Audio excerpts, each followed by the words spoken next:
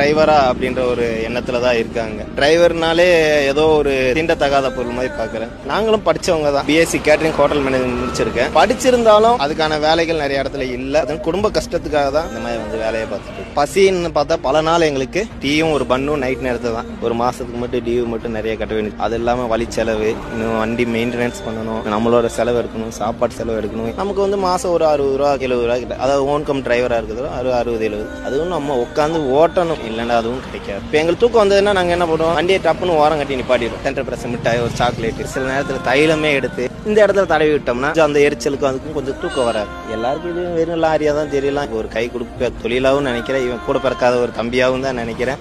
என்னோட வீடு எல்லாமே இதுவாக தான் இருக்கும். நீங்க இப்படி தொடர்ந்து வண்டி ஓட்டும் போது உங்களுக்கு சந்தோஷம் தரக்கூடிய விஷயம் என்ன? இசை தான், பாட்டு தான். பாட்டு போட்டுட்டு பாட்டா போவோம் செய்வோம். கண்ணீரை தூவும் மழை இல்லென்ற காற்றின்